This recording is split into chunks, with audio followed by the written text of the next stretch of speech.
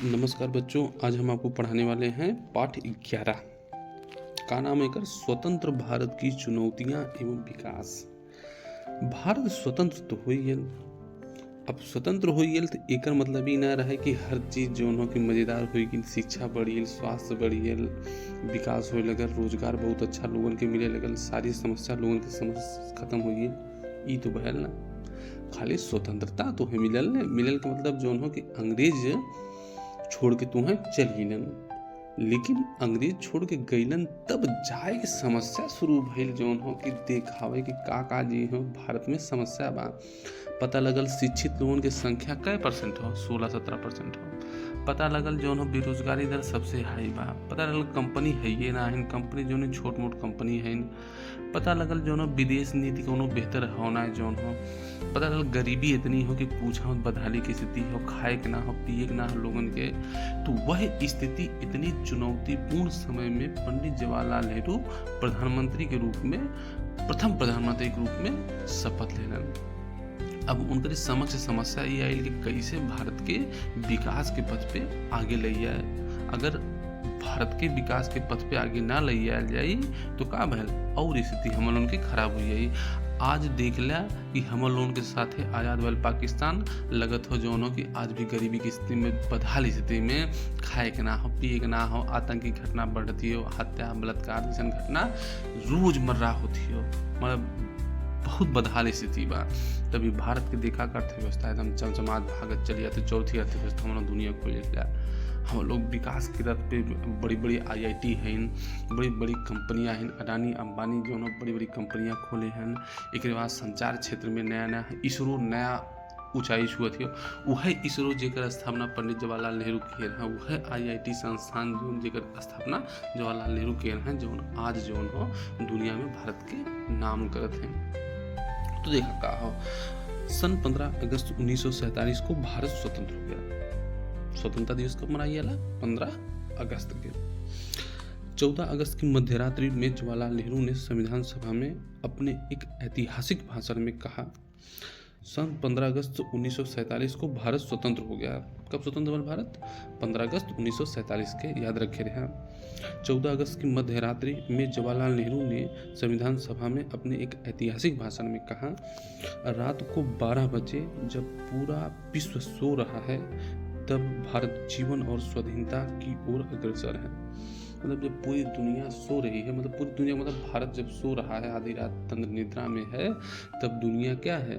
भारत एक नए स्वाधीन राष्ट्र के रूप में अपने आप को नए जीवन के रूप में, अपने नए कलेवर के रूप में स्थापित करने वाला है।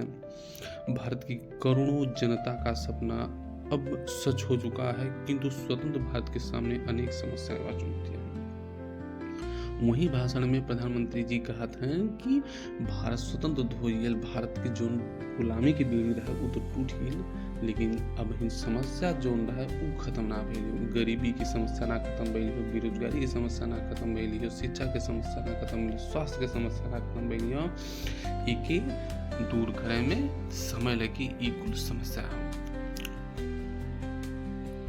स्वतंत्र भारत की तत्कालीन समस्याएं का समस्या रहा है? पहली समस्या का रहा है शरणार्थियों की समस्या। शरणार्थी मतलब की रहा है जो दूसरे देश से, जैसे पाकिस्तान से हिंदू रहे, कुछ जो अन्य देशों से जो हिंदू दूसरे देश के रहे वो भारत में आयल हैं। अब जब भारत में उन्हें अल ना तो का भल कि शरणार्थी जी मतलब एक देश से दूसरे देश में अगर चलीला बिना वीजा पासपोर्ट वगैरह को बोले ना शरणार्थी, दूसरे देश में चलीला ओके शरण लेवे खातिर दूसरे देश में जे चली जाला ओके बोले ना शरणार्थी। तो भारत में इसे बड़ी संख्या में हिंदू का भाग के अलन। अब उनकर सबसे बड़ी समस्या रहा है कि उन्हें खाए पिए की, उनके स्वास्थ्य के, उनके शिक्षा के व्यवस्था करब भारत सरकार के सबसे बड़ी चुनौती रहा है। अब देखा कैसे भल देश के विभाजन के बाद भारत और पाकिस्तान में हुए सांप्रदायिक दंगों के कारण पाकिस्तान से भारत आए लगभग 75,000 हिंदू, सिख और मुसलमान शरणार्थी भाइयों को बसने की समस्या।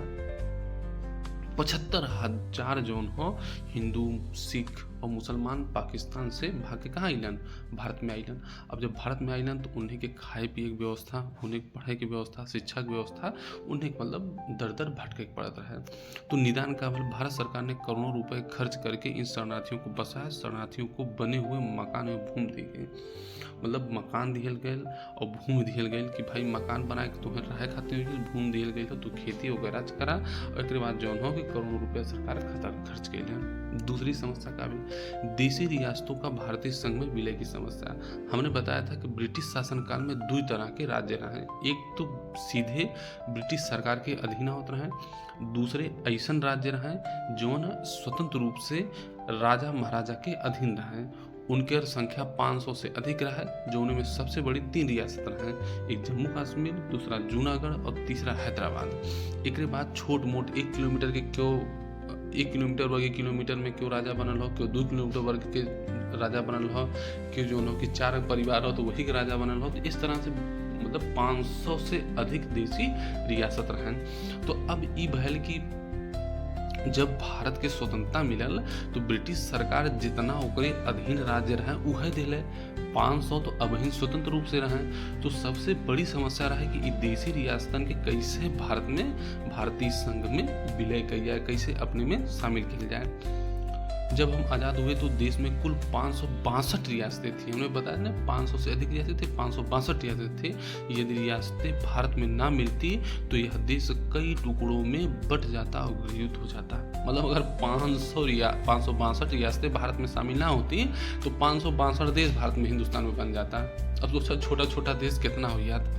निदान उस समय हमारे उप प्रधानमंत्री या केंद्रीय मंत्री सरदार वल्लभ भाई पटेल ने बड़ी ही सूझबूझ से अधिकांश रियासतें भारत में मिला ली। सरदार वल्लभ भाई लड्डू खियाए के, गाजर खियाए के, भलाए फुसलाए के, ना मल्ला तो डंडा मार के और ना मल्ला तो कॉलर पकड़ के जितने भी राजा महाराजा रहे सब हैं कहें कि आइया भारत में यही तुम्हार भलाई हम जी के समझैलन उस समझ के आइए। कुछ लोग ना समझ तो डंडा मरलन उस भाग किलन, और कुछ लोग जब एकदम ना समझ तो कॉलर पकड़ के ले कि भारत में शामिल हो गया, नहीं तो हम लोग पूरे तोहरे राजकाज के ही खत्म कर दे। तो यह तरह से देखें जौन हो कि जौन 562 रियासतें रहें वो धीरे धीरे कह के केवल मिले भारत संघ में शामिल हुई। इस यही कारण जौन हो भारत सरदार वल्लभ भाई पटेल के लौह पुरुष के रूप में भी बोलल जाला और राष्ट्रीय एकता के प्रतीक के रूप में भी जानल जाला। यही नाते देखें कि राष्ट्रीय एकता दिवस भी मनावल जाला भारत में वो सरदार वल्लभ भाई पटेल के याद में। फिर देखा तीसरी समस्या। पहली समस्या क्या रहा है, शरणार्थियों की समस्या। जो पाकिस्तान से लोग आए हैं उन्हें बसावे के, उन्हें भोजन के, पानी के, स्वास्थ्य के, शिक्षा के सारी व्यवस्था करब। दूसरी समस्या क्या रहा है, दूसरी समस्या रहा है जो 562 अलग अलग राज्य रहे भारत में उन्हें कैसे भारतीय संघ में शामिल किया जाए, ये सबसे बड़ी समस्या रहा है। ओकर निदान सरदार वल्लभ भाई पटेल अकेला निपटेलन होके। अब तीसरी समस्या रहा पाकिस्तान का भारत पर आक्रमण। पाकिस्तान तो शांत रहे वाला हो ना, कहाँ से कि ओके लगल रहा है कि हमें बहुत बड़ा राज्य मिल जाए, बहुत बड़ा राज्य मिल जाए, लेकिन ओके मिलल छोटे। अब वो सोचल कि जो है जम्मू कश्मीर कैसे हमारे हिस्सा बन गया है। अब देखा स्वतंत्रता के तुरंत बाद पाकिस्तानी कबायलियों ने कश्मीर में धावा बोलकर 1/3 भाग पर अधिकार कर लिया। मतलब उन्हें सोचलन कि कश्मीर में मुस्लिम पॉपुलेशन अधिक हो, अटैक करा, अटैक करके जो हो कश्मीर के पाकिस्तान में शामिल कर लिया। हम लोग के एक चीज़ जानत है, हम लोग की बड़ी कहावत हो, घरे के झगड़ा में हम लोग 1 इंच तो देवे वाला ना हिला। सोचा कैसे एक राज्य हम लोग दे दे, कब हो सकला, कब जिंदगी में ना सोचा कि एक फुट खातिर तो हम लोग जो सर फोड़नाइला हत्या हो जाए भाई हिंदुस्तान में। सोचा पाकिस्तान कहत रहा है कि नहीं हम पूरा कश्मीर ले जाए, हम लोग कहाँ गए नहीं दौड़ा के पीटनी उनके। कश्मीर के महाराजा ने भारत में सम्मिलित होने की अपील की। अब जैसे महाराजा जो रहा है वह हिंदू रहा है और जनसंख्या पूरी पॉपुलेशन जो रहा है जनसंख्या है वो सबसे अधिक मुसलमान के रहा है। तो ये बहल की पाकिस्तान अटैक के लिए जम्मू कश्मीर पर सोचल कि मुस्लिम जो जनता है वो जो ना पाकिस्तान के समर्थन कर दे, और समर्थन कर दे तो हम लोग पाकिस्तान के भारत से जम्मू कश्मीर के भारत से छीन के पाकिस्तान में शामिल कर। लेकिन जौन हो वहाँ के राजा जौन है महाराजा उनका कहलन कि एक विलय पत्र है ऊपर सिग्नेचर कर देलन, और सिग्नेचर करके ये भेज देलन लालबाग का नाम हो सरदार वल्लभ भाई पटेल के कि भैया हम जौन हो बिले खातिर तैयार रही, सेना वोना भेजा, नहीं तो पाकिस्तान जौन हो कश्मीर के उड़ाए के लेके चली आई। सरदार वल्लभ भाई पटेल ने पूरी सेना दल बल के साथ पाकिस्तान में एंट्री कैलन। सेना जौन हो ऑपरेशन कैले, जितना भी पाकिस्तानी ढूंढ के मार के जौन हो खदेड़ के जौन हो बोरम भर के सब हैं पाकिस्तान भेज देना। ऐसा हो कि जम्मू कश्मीर की करी साहब भारत की साहब ए पर जौन हो पाकिस्तान आँख उठाए के दिखे ना। तो यह तरह से जौन हो वो समस्या दी थी। अब देखा निजात का भेल, भारतीय जवानों ने कश्मीर से कबायलियों को खदेड़ दिया। कश्मीर भारत का अभिन्न अंग बन गया। कश्मीर का 1/3 हिस्से पर पाकिस्तान का आज भी अनाधिकृत कब्जा है। उसी समय जो अनाधिकृत कब्जा हुआ था वही जो है कब्जा अभी बचा हुआ है। पूरी तरह से कश्मीर भारत का हिस्सा ना हो। फिर देखा चौथा आर्थिक समस्या, मान ला एक समस्या निदान हुई। आर्थिक समस्या, स्वतंत्रता के बाद कृषि की स्थिति अच्छी नहीं थी। हमने पहले ही बताया था कि अंग्रेज जौन हो इतना भारतीय खून चूसन जितना पैसा निकाल के ले आए, सोचत रहा है जितना पैसा मतलब भारत से निकाल के ले आए कोशिश कैलन या जितना निकाल पैलन उतना जौन हो भारत से निकाल के ले आए। अंग्रेजन के एक थिंकिंग रहा है, एक सोच रहा है कि हिंदुस्तान ऐसा हो देश हो जो हम लोग के सोने के बोरी हो, उमन से जितना अधिक से अधिक पैसा निकाल सका, जितना अधिक से अधिक सोना निकाल सका उतना त्योहार हो। तो यह तरह से भारत के लूटलन हिंदुस्तानी अंग्रेजन। तो आप देखें स्वतंत्रता के बाद किसी की स्थिति अच्छी नहीं थी। भाई खेती होती रहा तो खेती के जो हो कि राजस्व अंग्रेजन जब राजस्व लें तो पता लगा कि किसानन से उन्हें उपज के आधा से ज़्यादा हिस्सा या आधा से और ज़्यादा हिस्सा 80% हिस्सा सरकारें उठा लिया, जमींदार लेके चलिए हैं। तो किसानन की स्थिति ये रहा है कि खाए खातिर अनाज तक ना बचे, भीख मांगे, दूसरे की मजदूरी करें, मतलब बहुत स्थिति खराब रहा है। भर पेट सुबह से शाम तक के उन्हें भोजन ना मिल पावे। तो यही स्थिति में हमारे किसान रहे, तो उन्हें खेत में उगावे का। हमारे देश कि गेहूं और जूट उत्पादन के अधिकांश सिंचित क्षेत्र पाकिस्तान के हिस्से हो गए थे। मतलब जो सबसे अधिक उत्पादन के क्षेत्र रहा है जिसे गेहूं और जूट वो पाकिस्तान में चली है। देश में बढ़ती जनसंख्या के कारण खाद्यान्न की समस्या थी। अब जैसे जनसंख्या बड़ा तेजी से बढ़त रहा है, बहुत तेजी से पॉपुलेशन बढ़े लगल, और जब बढ़े लगल तो का भल कि खाए खातिर समस्या हुई। जब भाई अनाजे ना हो, अब पता लगल बच्चे धड़ाधड़ पैदा होते हैं। भाई हिंदुस्तान में लोग खाली हैं तो का करे, चला बच्चे पैदा कर लिया। अब बच्चे जब पैदा होत पता लगल कि हम लोग दुनिया का सबसे बड़ा जनसंख्या वाला देश बनी लिया। तो यह नाते अनाज की समस्या होने लगल। गेहूं विदेश से आयात किया जाता था। मतलब भारत में गेहूं इतनी जनसंख्या रहा है कि भारत में दूसरे देश से गेहूं और चावल मंगावे की स्थिति हुई है। अब निदान सरकार क्या करे, सरकार के लगातार प्रयास के कारण देश में खाद्यान्नों का उत्पादन बढ़ा। आप देखें कि बड़ी संख्या में भारत अनुसंधान भयल, बड़ी संख्या में जौन हो कि सिंचाई की व्यवस्था कईल, बड़ी संख्या में खाद दियल, बीज दियल गयल, ताकि अधिक से अधिक किसान जौन हो खेती करें और खेती करके अनाज उपजावें। और अनाज जब उपजाई हैं तो उसे का हुई कि हम लोग के दूसरे देश पे जो अनाज के लिए निर्भरता हो वो खत्म हो जाए और हम लोग के देश में अपन अनाज पैदा हुई और अपन अनाज खायल जाए। इसके लिए जमींदारी प्रथा को समाप्त कर दिया गया। पहले तो ये भले कि जमींदारी प्रथा समाप्त करा कि कहाँ से किसान के अपन खेते ना हो, और जब किसान के पास खेत ना रही तो दूसरे खेत में बहुत मन से काम ना करिए।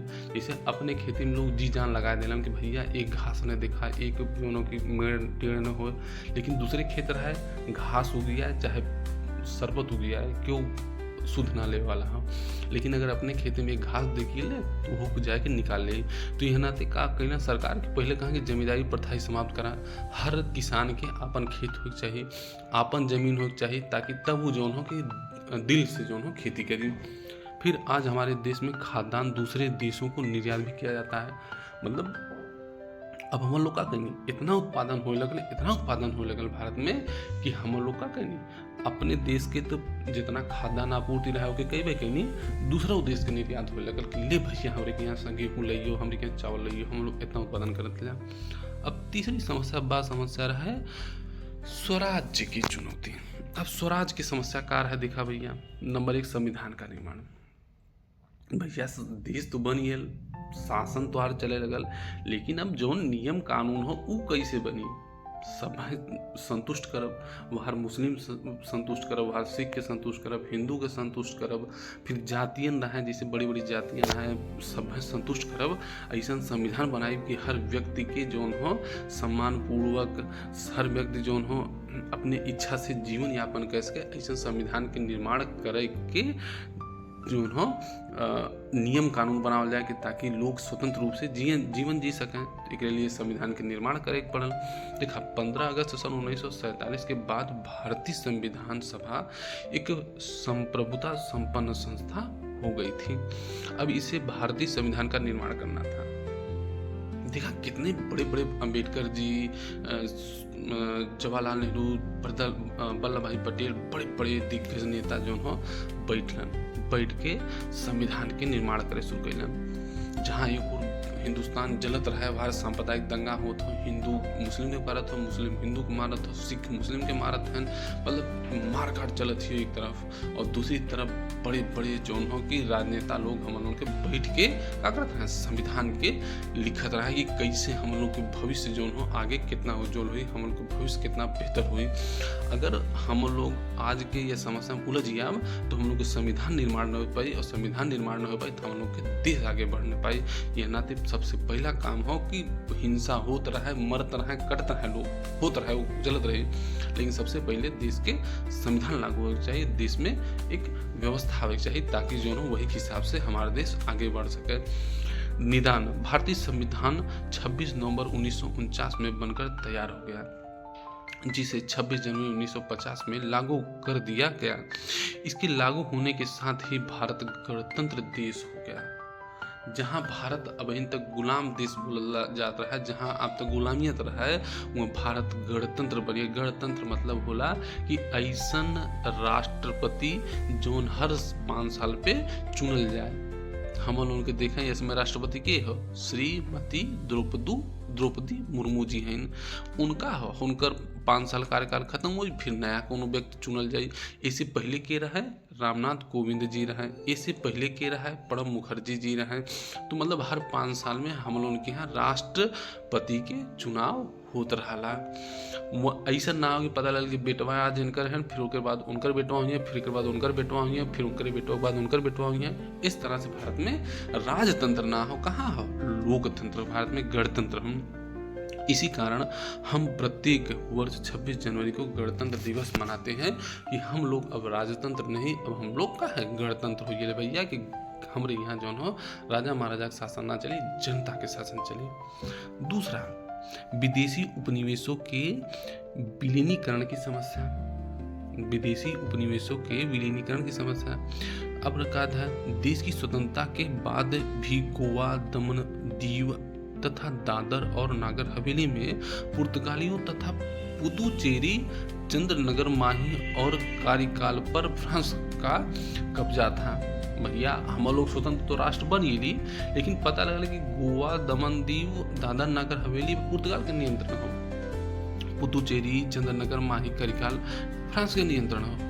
तो सरदार वल्लभ भाई पटेल कहे कि जब हम अंग्रेजन के भगा देनी पूरे देश से, तो चिंदी चोरवन जो हो के बहन का करत है भैया, इन्हों भगावल जाए, पहले इन्हें आज़ाद करल जाए देश के जो छोटे छोटे राज्य हैं। निदान का फ्रांस सरकार ने भारत के आग्रह पर 1954 को पुदुचेरी, चंद्रनगर, माही और कारिकाल तो सौंप दिए।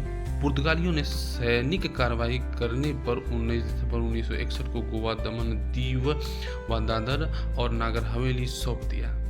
मतलब कि एक तो जनी जो समझौता मान लिया फ्रांस की, भैया हम लोग समझनी कैसे न कि राजा बाबू हम उनके का पुदुचेरी, चंद्रनगर, माही और कारिकाल दे दा। तो फ्रांस समझिए लगे चला ठीक हो, दोनों भाई स्वतंत्र राष्ट्र बनत है तो लिया तो उनके हम दे के हम लोग निकल जाते। पुर्तगाली ना मानत रहे, इन्हें उछल कूद मचावत रहे, तो सेना भेजिए, और सेना भेजिए तो फिर लतिया के बाद जो हो गोवा, दमन, दीव और दादर नागर हवेली सौंप के भाग ले। अब कश्मीर से कन्याकुमारी तक के समस्त भूभाग भारत के अंग बन गए। मतलब पूरा भारत, मतलब कश्मीर से लेकर कन्याकुमारी, तमिलनाडु के क्षेत्र वो कुल भारत के हिस्सा बन गए। अब तीसरा जो हो विकास की योजनाएं। स्वतंत्रता के बाद देश के सबसे गरीबी, अशिक्षित, बेरोजगारी, सामाजिक आर्थिक असमानताओं से समाज को मुक्त कराने की समस्या गंभीर थी।